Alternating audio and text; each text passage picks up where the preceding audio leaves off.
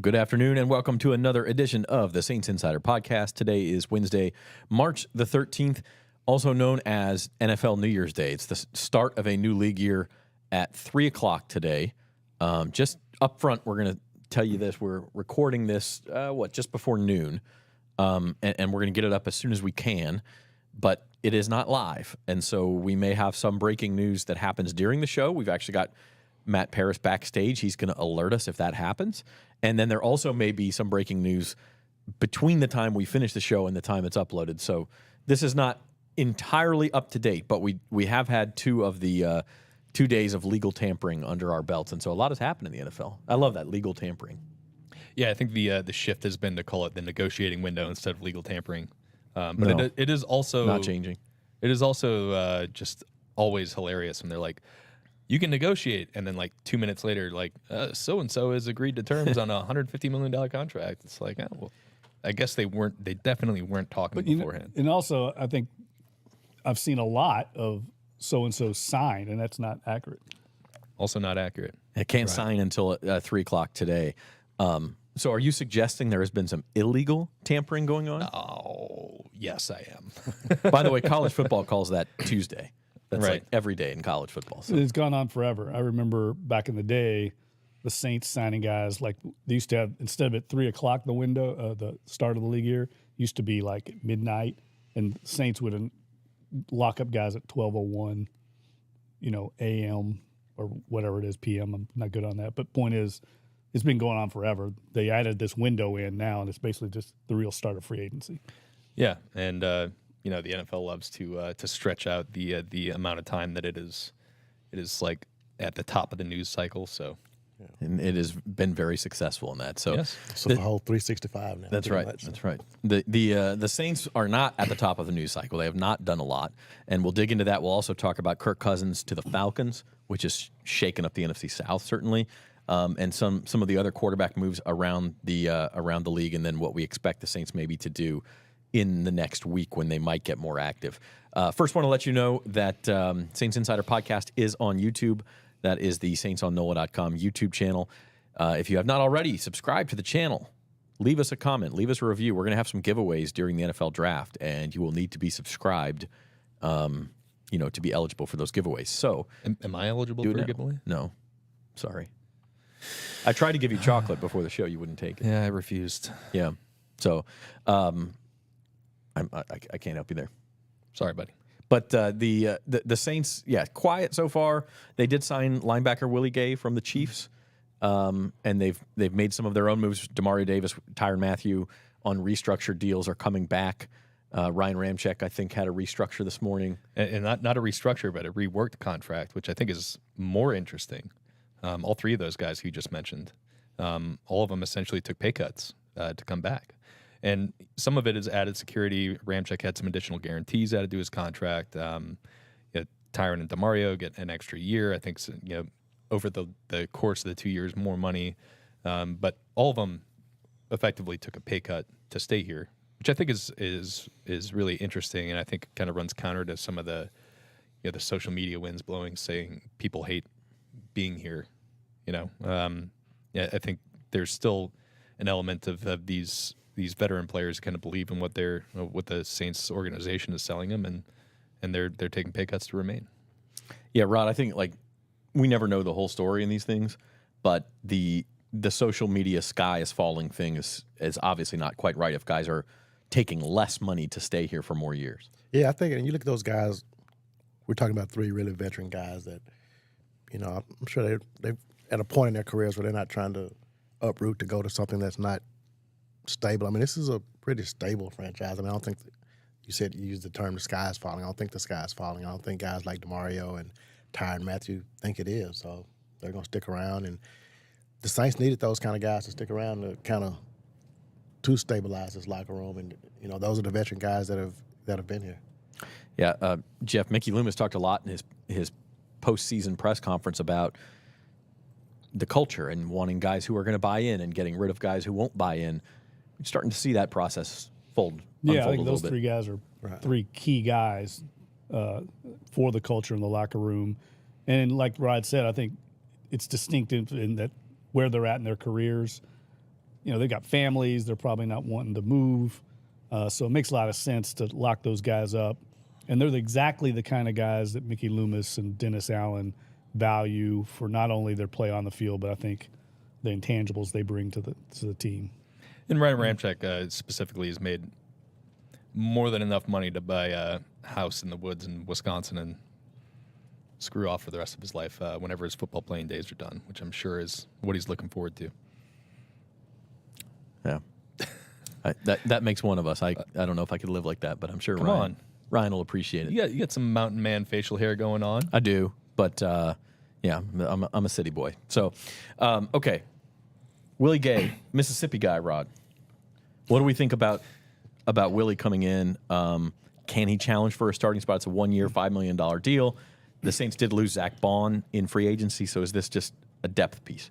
I think it's more of a depth piece. I mean, I don't think he comes in and starts, but I do think he's a guy that can definitely help this team. You know, they needed some depth at linebacker. He can help them on special teams as well. So I think it's a good, cheap pickup for the Saints, and that's kind of all they've done at the time of this recording. So, yeah, he's a guy that, I mean, you kind of mentioned Mississippi. And I mean, he's a guy that was raved about, like even when he was in high school. I mean, he's a guy that just super athletic, and people kind of knew about him. And it's crazy, he's on the same high school team with A.J. Brown, which, you know, that's a lot of talent on one high school football team. That's the guy they should have gone to get is A.J. Brown.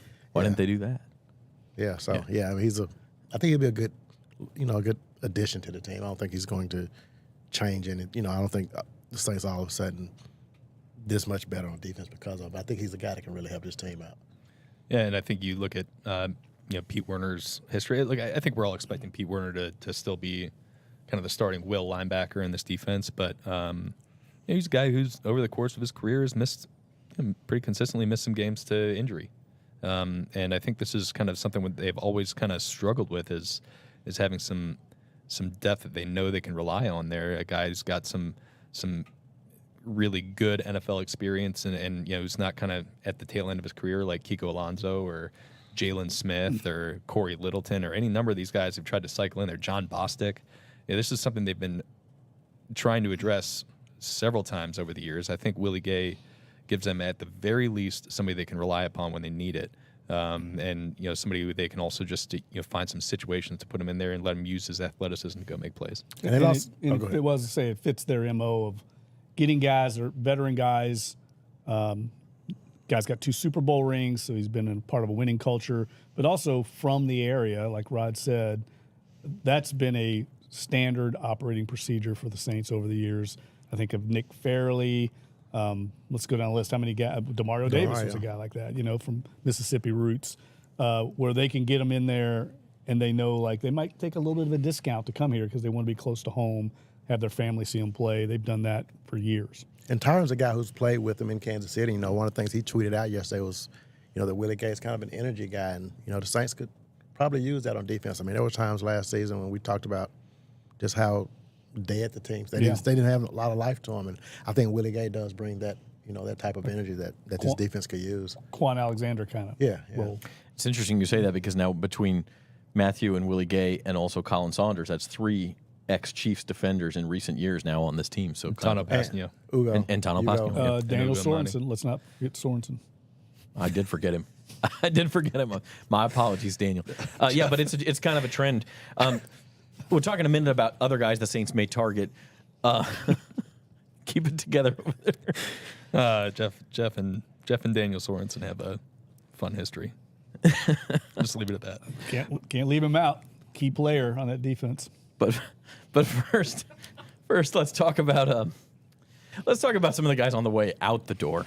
And obviously, Michael Thomas is at the top of that list. We expect him to be released, if not today, then sometime by the end of this week. The Saints have to do it in the first 3 days of the league year. Is that correct? Or they will incur a huge cap hit. Yeah, well, it's not incurring a huge cap. I mean, they're gonna incur a cap hit for him regardless. But it's something to do with the bonuses they tied into this Trigger the bonuses, right? The 2024 contract, which which is why it made that just like an inflection point. They were going to have to make a decision on him one way or another, either re-sign him or cut him loose. So yeah, it's going to happen at some point here. He'll be a free agent. Mike Thomas, and look, he tweeted some stuff. He tweeted some stuff about Jeff. I don't think we need to beat around that bush. I didn't see that. Yeah. He kind of was who he was on the way out the door, I guess. Yeah, that's Mike T, man. I mean, he's not going to go down quietly, right? I mean, but look, this is a competitive guy. I'm sure deep down inside, too, even though he probably would never let it on, I think if you read between the lines there, I mean, he's going to miss New Orleans. You know, this is probably one of the first times in his life he's ever been rejected to some degree. And I think you could see that in the emotion that he had. He's an emotional guy. And I think it's going to be interesting to see his market and where he goes. I think if in the right spot, he can still be a very valuable role player for a team. So I'm really interested to see what happens with him and how he produces going forward. I mean, he's 31 years old now.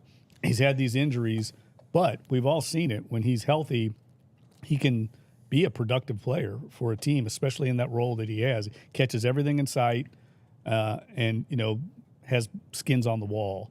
So the market, though, for the wide receivers, right, not very good right now. So many in the draft. I mean, I Right. think teams are waiting on the draft. But for a winning team, I think that's looking for an extra piece, I think he'll be available. Now, look, the Saints, I think, clearly have decided they're moving in another direction at that position. They got A.T. Perry.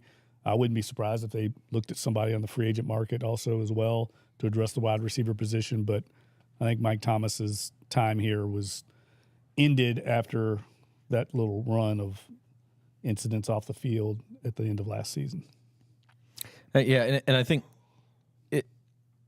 look, you caught a lot of criticism for that column you wrote last week. I think a lot of people just didn't read it and said, well, Michael Thomas was ticked off and you were saying he was going to be released. And people were saying that anyway. Like he was not going to come back unless it was on a new deal.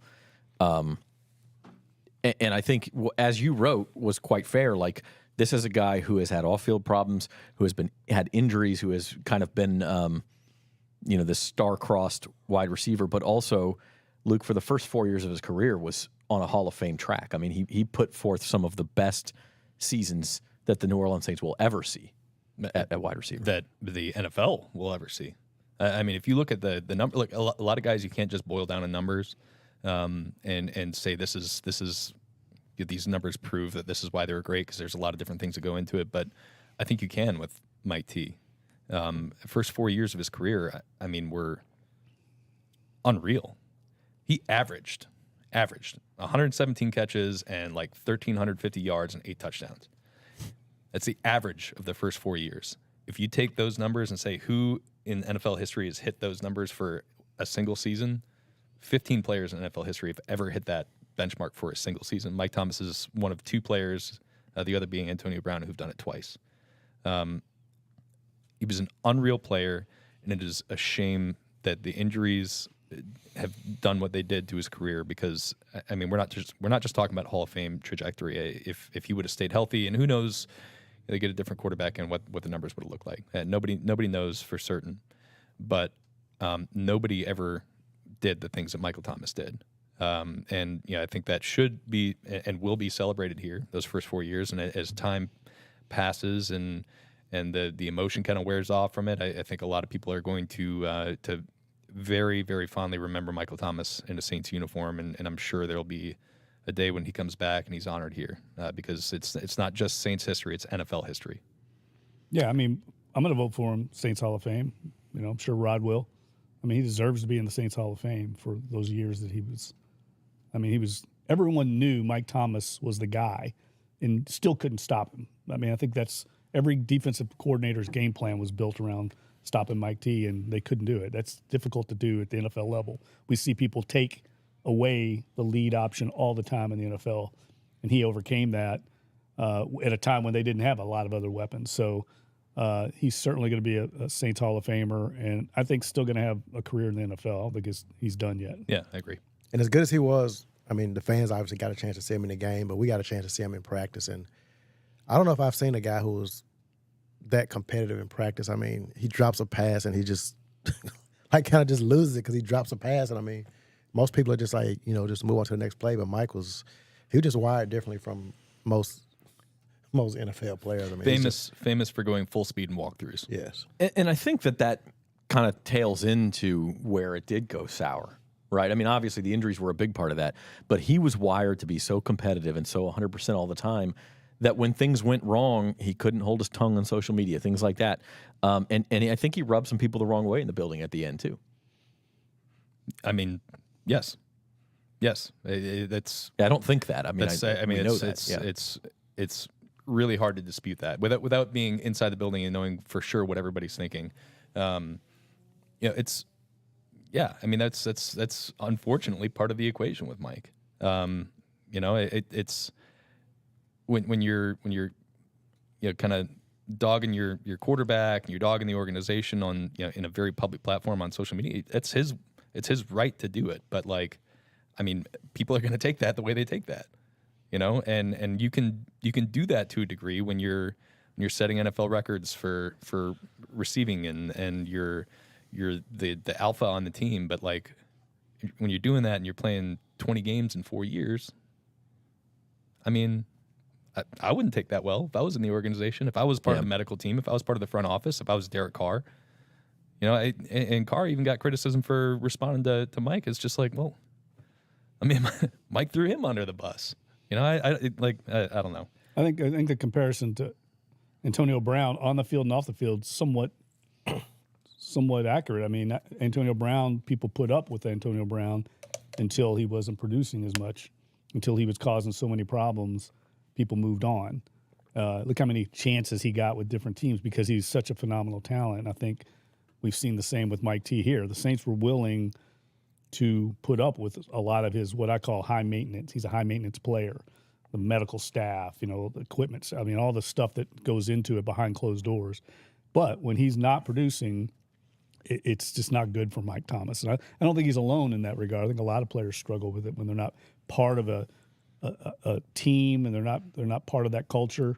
It can be difficult, and I think he struggled with that. And hopefully he stays healthy because I think that's a big key to him being a productive player. And for what it's worth, we got to mention that for all of that, I think Mike was a big part of the community here in New Orleans. Yes. And a lot of the stuff that he did was unseen, and it wasn't highly publicized because that's the way he wanted to do it. Not a bad person, just hard to deal with at times. Yeah. Saints already face the Denver Broncos in the Dome next year, Sean Payton's team. They face Derek Carr's old team. It'll be interesting to see where Mike Thomas ends up and if it's a team the Saints play. And if it's in the Dome, I'm sure he'll get a tremendous reception in the Superdome. I've always just felt like he was destined for Kansas City. We'll see if that actually and works the Saints out. do play Kansas City, although it's on the road. Yeah. So we'll see. Another team that's coming to the Dome next season is the Cleveland Browns, who agreed to sign Jameis Winston. So that's the next Saint that's kind of on his way out the door, Rod. And you talk about guys who are beloved by this fan base, did a lot for the community. Jameis is right at the top of that list. On the field, his career here didn't go probably the way he envisioned. But I think both sides kind of leave that relationship with positive feelings. Yeah, it's kind of weird. You got two, you think back to Teddy Bridgewater and Jameis Winston, like two guys that were basically backups here that the city fell in love with. And Jameis only started 10 games here, which seems weird when you think he was here for 4 years. He only started 10 games, and obviously he had that good start to the 21 season. Yeah, got hurt on Halloween against the Bucs, and it just never really came back from that. And he was a guy that was, he kind of divided the fan base. Either some people really liked Jameis, some people really didn't like Jameis, and kind of wrote about that in a column today. And he's a guy that the city of New Orleans, I think, though. Jameis was just out in the community. We talk about Mike being out. Jameis was he was really, really out in the community, just everywhere, especially these past couple of months. I saw him at the HBCU Legacy Bowl. You saw videos of him at all these Mardi Gras parades and a Lundi Gras celebration, and he's at a local church here, talking to the congregation. He was just really out in the community. He's a guy that, he's from Alabama. He's went to school in Florida State, played in Tampa. So, I mean, he's like a Southern guy, like Southern boy. Through and through, yeah. And so just to see him, now he's going off to Cleveland, which will be a little different. I think it'll be a little different from him because Cleveland is not New Orleans. And so I'll be interested to see how he adjusts to that. But he's a guy that seems like he's accepted. I mean, because I always figured if he left, he'd go somewhere where he could probably compete for a starting job. I mean, I think he's going to Cleveland knowing that he's going to be Deshaun Watson's backup, and I think he's okay with that. I think his, just being a backup here was just something that, I mean, I think he embraced it, the role and everything, but I think it was just kind of time for him to, try something else and see if he can get another shot somewhere else. Cleveland and New Orleans both have big lakes, so what's the difference? Totally. What's the Tennessee Williams quote, though? There are 3 cities. Yeah. San Francisco, New York, and New Orleans. Everywhere else is just Cleveland. Yeah. So. Jameis is going to find that out. Yeah. No, I would say this. In seeing the way he spent his last few months here, I almost feel like he knew he was moving on, and he wanted to really drink up the New Orleans culture as much as he could, getting out like that and talking to people in the building. I mean, he was out at the offices every day this past offseason. Not a lot of players out there when they don't have to be out there. He was in the facility getting treatment on things, working out. He's just a people person. I think that's why he's such a popular teammate. We saw that after the season, how his teammates reacted. There's just a lot of things he does that go, unpublicized. And I think, I think there'll be a void in the locker room because of the way he embraced being a backup. That's not difficult to do. He was the number 1 pick in the entire NFL draft. And that takes a mental mindset change to go into being a backup. And I thought he did a tremendous job of accepting that role and not causing friction in the locker room. Yeah. So 2 other guys who are on their way out who played significant roles on the Saints defense, Marcus May and Zach Bond. Saints released Marcus May, has not signed anywhere yet. Zach Bond signing with the Philadelphia Eagles, so he's gone. So let's kind of pivot into who the Saints may bring in, right, besides Willie Gay. And we'll start with quarterback. I mean, do we think, I guess it'll say a lot whether they feel Jake Haener is ready to be QB2, or are they going to go out and get somebody? I mean, I would imagine they'll go out. They'll have a third quarterback in camp. I'm just intrigued to see whether they kind of take the route they have since, 2018, where they have just a veteran guy with high-level starting experience serving as the number 2, or if they truly entrust Jake Haener. Whether they go out and just sign somebody who's definitely coming in to be the number 3, I guess is the point I'm trying to make. So I don't know. I think they'd be able to sign one.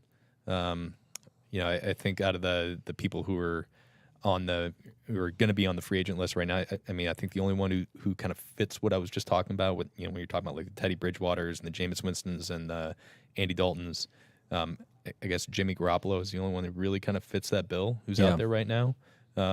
Drew Lock kind of close, but he's signing with the Giants. Yeah, I think that maybe they kick the tires on Jimmy G. I know for a fact that before they signed Derek Carr, there was some interest there from Garoppolo's camp.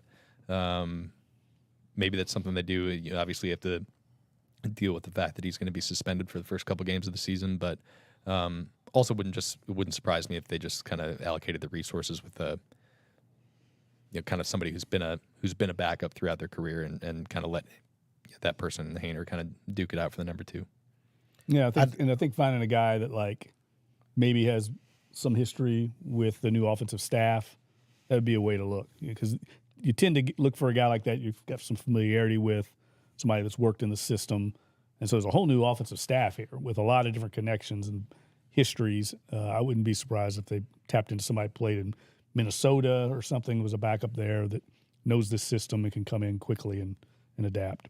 I do think they definitely have to bring in a guy. I don't think you go into this season. I don't think we've seen enough from Jake Haener to go into the season, and if Carr goes down, that he's your guy. I don't think we've seen enough of that. Yeah, it would have to be something they'd seen that we haven't seen to say yes, we can hand the keys to him in an emergency, because I don't know that you're ready to do that yet. So elsewhere, we know the Saints have Chase Young coming in on a visit. We know about their need for an edge rusher.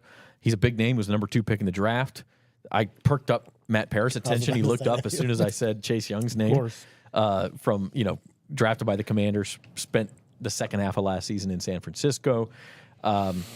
Legitimate possibility, guys. Maybe a little bit pricey for what the Saints want to do with the cap, but I think he'd help the team. Well, it kind of depends on what his market is. I think that's fascinating because he's obviously a guy with this huge athletic ability.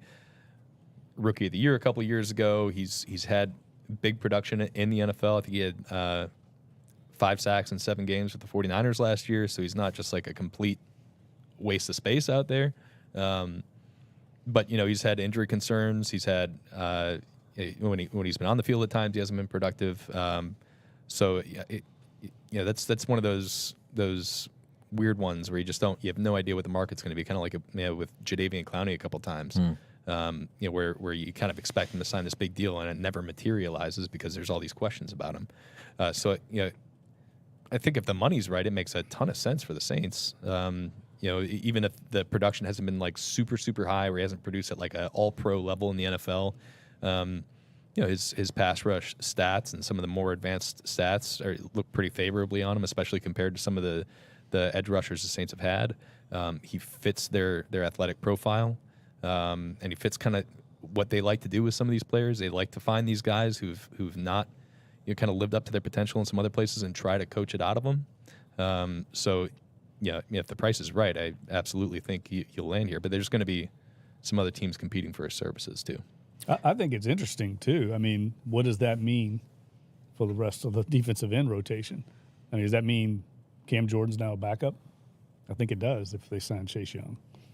He becomes a role player, rotational player. Because I don't think, or maybe he starts and Chase Young's a backup. I don't know. It depends on what they sign him for. But I also think it speaks to what they think of Peyton Turner and Isaiah Foskey.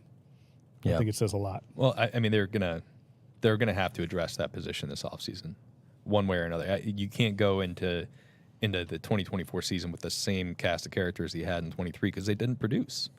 And even if you think that maybe this is the year Turner can be healthy, maybe Foskey turned a bit of a corner after going through the first year of his pro career, I don't think you can just count on that.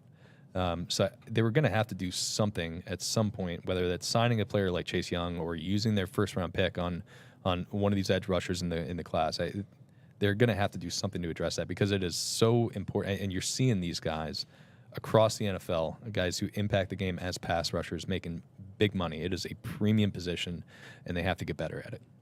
The other guy who the Raiders just released this morning would be Hunter Renfrow, and this is someone who's been linked with the Saints before. He and Derek Carr have a relationship, speak glowingly of each other. The Saints, obviously, with Michael Thomas on his way out, have a need for that possession receiver, that guy who will line up in the slot and make those tough third down catches, Rod. Don't know what the price tag will be. Makes all the sense in the world for the Saints. Yeah, I mean, just looking at the Saints' history of their connection with just Raiders guys, when you go back to Foster Moreau, Jonathan Abrams, I mean, there's obviously Dennis Allen is obviously still connected to that to those guys a little bit. So I wouldn't be shocked at all if he's a guy that the Saints went after. I think it would be a good fit for this team. And if you sign him, then that alleviates a little bit of that need for a wide receiver in the draft too, and you can kind of lock in on the lineman in the draft. Not saying you would never draft a receiver, but it does. It's a position of need, and it fills it in free agency. Yeah. It's not a 1-for-1 replacement for Mike, right? Of course not. Mike is an ex-receiver. It's not. That's not Hunter Renfrow's game, but he does kind of add some of the stuff that you were looking for. He's a guy who you can go to move the chains. He's sure-handed. He's got a relationship with Derek Carr. I think he gives you a little bit of run after catch, not a whole lot, but a little bit. He's kind of he did a lot of that in Vegas. So yeah, I think it makes a lot of sense. As we're sitting here right now, I'd put it at I feel 75% confident that they'll eventually kind of link up with him because they went after him at the trade deadline last year. They at least kicked the tires on it. Probably couldn't make it happen because of salary stuff, but it makes a lot of sense for a lot of it's kind of like Derek Carr last year. Once he got released, you're like, Saints need a quarterback. Derek Carr is out there. I feel very confident that sort of thing is going to happen. Yeah, and he's let's be clear here. I mean, this guy's not going to. This is going to be a role player for sure. Yeah, I mean, there's a reason they're moving on from him. Right, but when you've got Chris Olave, Rashid Shaheed, maybe A.T. Perry on the way up, I don't know that you need him to be coming to be a star, but he's the guy that if you're an opposing fan and it's 3rd and 5 and say, oh, we're going to get off the field, and then Hunter Renfrow makes a catch for 6. To me, like that's the kind of thing he does. He's like Lance Moore, the role Lance Moore played when they had Devery Henderson, Robert Meacham, Colston. That's what he would be. Yeah. Perfect, right. Comparable to me. That fits a need the Saints have right now. And I don't think it would preclude them from drafting a receiver either. I just think that exactly if you have Olave, Shaheed, Perry, Renfrow, you can look at receiver later in the draft. This is a deep receiver draft. You could look at potentially upgrading tight end with Brock Bowers if he's there at 14 if you want to go that route. But I think that it would add an element to this offense that it's currently missing. So the Saints will probably have a more active next few days than they did the last few days, which is their custom. They don't have the free agent dollars, the cap room to spend that other teams do. So we'll keep an eye. We'll find out what happens with Anders Pete. Yeah, and we go through this cycle every year. The first the negotiating window opens, and the first couple days, and the dollars are flying out, and everybody's like, the Saints aren't doing anything. Like they always do this. It's part of being in the situation they're in, where they're looking for the mid-level free agents they can get at a bargain, at a deal. They do this every year, and they end up adding players every year. We talked about it last week. They were number 3 in the NFL the last 3 years in cash spending. A big part of that is Derek Carr, but they always end up signing these guys after that initial wave, sometimes even after the second wave passes. They add players who are contributing level players. They sometimes wait until after the draft to add players in free agency, like they did with Jarvis Landry and Tyrann Mathieu a couple of years ago. They are going to add pieces to this. It's just going to take some time. Yeah, well, they were never going to sign Chris Jones, Danielle Hunter, Saquon Barkley. Like that just wasn't going to be their level of the market. So let's use that as an opportunity. Saints Insider Podcast, we'll wrap it up today with kind of a league-wide discussion. Leaving aside for the moment Kirk Cousins, we need to have a separate discussion on that. But what moves stuck out to y'all initially? Saquon Barkley to the Eagles, DeAndre Swift goes to the Bears, Texans signed Danielle Hunter, and also traded for Joe Mixon. Lots of moves, lots of big names moving around. Russell Wilson goes to Rod's Pittsburgh Steelers. What sticks out? For me, it was probably Derrick Henry going to Baltimore. I just think he's going to. I mean, that offense was, obviously we know how good they are with Lamar Jackson, but I think he just makes them that much better. And so to me, that was the one that really stood out to me. I think kind of some of the shifting tides and how the money is spent in the NFL. I mean, we saw guards signing $20+ million contracts like Robert Hunt with the Panthers, former Raging Cajun. Yeah. So big money spent on an interior lineman on both sides of the ball. We saw some D tackles signed for big money, and then you're seeing, I think, some of the running back contracts have been pretty interesting. Josh Jacobs, Saquon Barkley both got, I think, north of $10 million a year.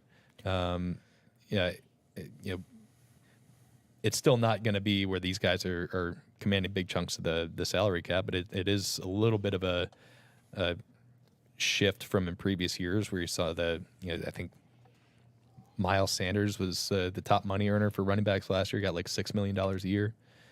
So plenty of guys kind of topped that this year, including Tony Pollard and Derrick Henry.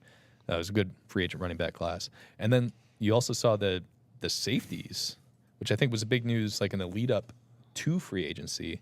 A lot of teams releasing kind of high-priced safeties. And I think only one of them has signed like a big money deal this offseason. That was Xavier McKinney with the Packers. Teams kind of reevaluating how they're allocating their cap resources has been interesting. And I think what we're seeing in Houston is fascinating. I think you can see what can happen in the NFL if you get a dynamic head coach and a dynamic quarterback. All of a sudden, players want to go there. I mean, in literally in 1 year, the Houston Texans have become one of the go-to franchises in the league. I love what they're doing.